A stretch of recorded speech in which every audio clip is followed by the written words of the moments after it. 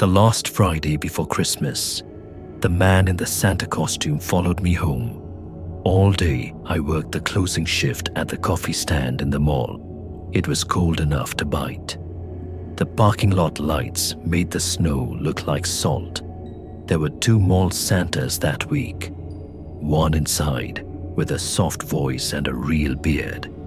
One outside by the bus stop, thin, with a fake white beard that was turning grey at the edges. He rang a bell and stared at people like he was counting them. I noticed him when I left. It was 9:47 p.m. I remember the time because I checked the clock and thought, I made it. I pulled my hood up and walked across the lot. The thin Santa was on the sidewalk, still ringing his bell. He was not by the donation kettle anymore. He was just standing, watching me. His suit looked damp, like he had fallen in snow and not brushed it off. My bus came.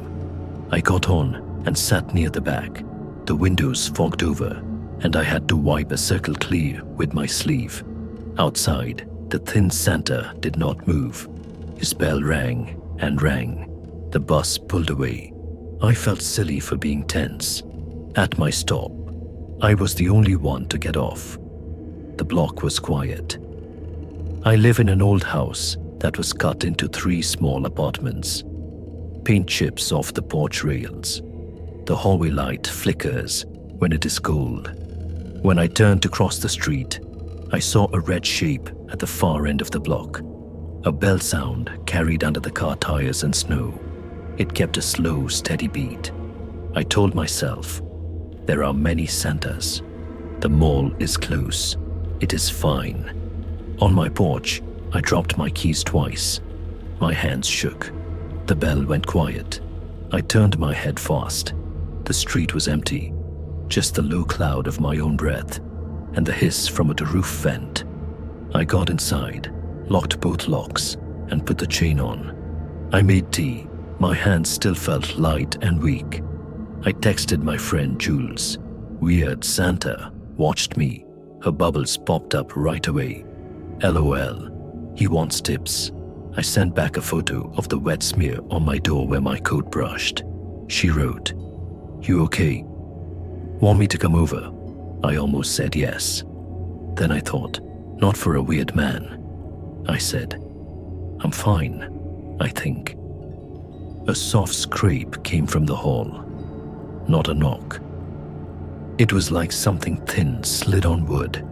I held my breath. A rectangle of paper eased under my front door and stopped on the rug. I did not move for 3 long breaths. Then I picked it up with 2 fingers. It was a card, plain white.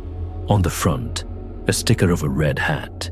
Inside, printed in block letters, "I saw you being good." The card smelled like peppermint. My name was not on it, but I knew it was for me. I went to the peephole and looked out.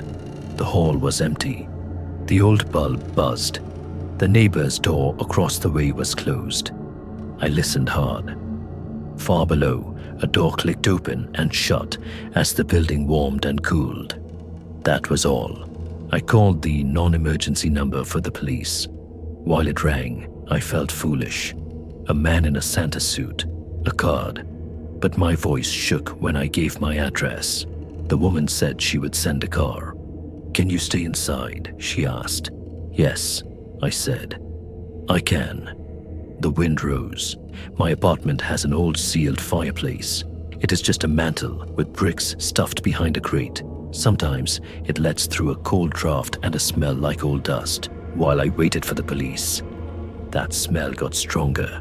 Then I heard a tap on the crate, like a finger on metal. Tap, tap, tap.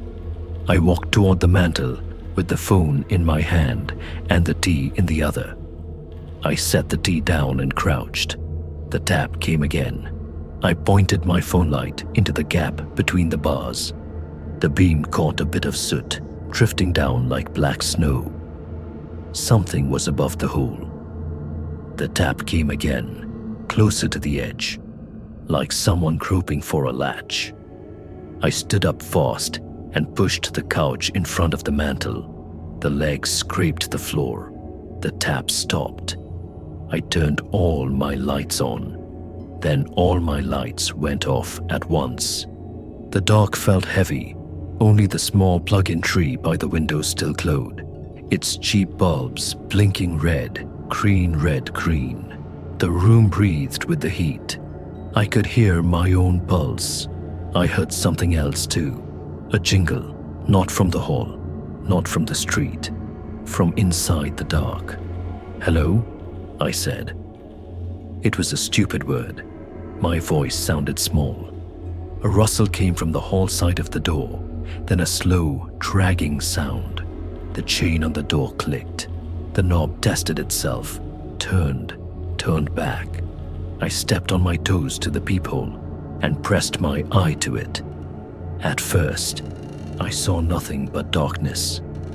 Then fabric filled the peephole, red, with a diagonal texture, close enough to brush the lens. The knob turned again, harder this time. "Please leave," I said. My mouth was dry. On the other side of the door, a voice said, "Who, who, who?" The laugh had no joy in it. It was shallow, like someone trying out a word in a mirror. Then I heard a low whisper that slid under the door and into me. My name. Said right. Not how a stranger would guess. The voice said it twice, soft, the second time slower. The chain rattled again. My phone buzzed in my hand. I almost screamed. A text from Jules. "If you're not okay, say so, weirdo." I typed, "Someone is at my door." I hit send.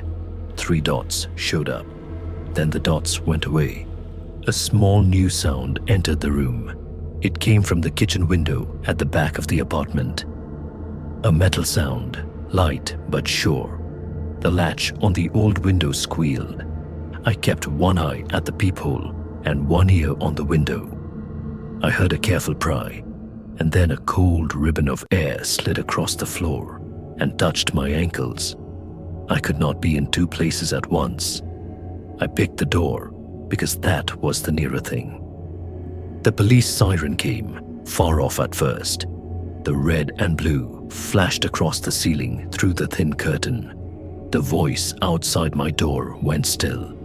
The fabric pulled back from the peephole.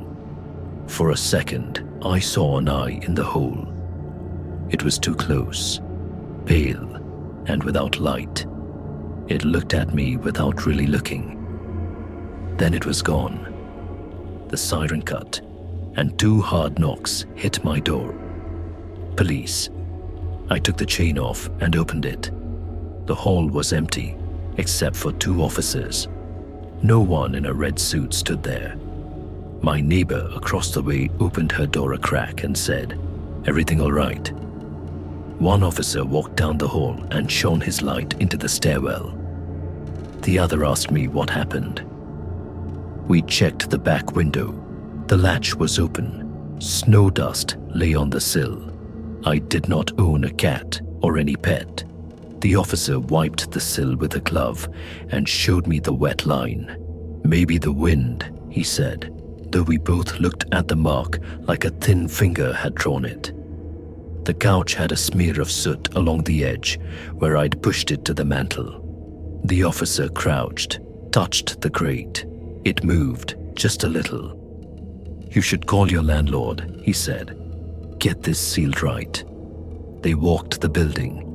No one in a Santa suit, no bells, no cards. When they left, one of them handed me a candy cane from his pocket. "Lock your windows," he said. "We'll swing by tonight." Jules came over after midnight. She laughed when I showed her the card, but it was a gentle laugh to lighten the room. We kept the TV on. We both dozed on the couch.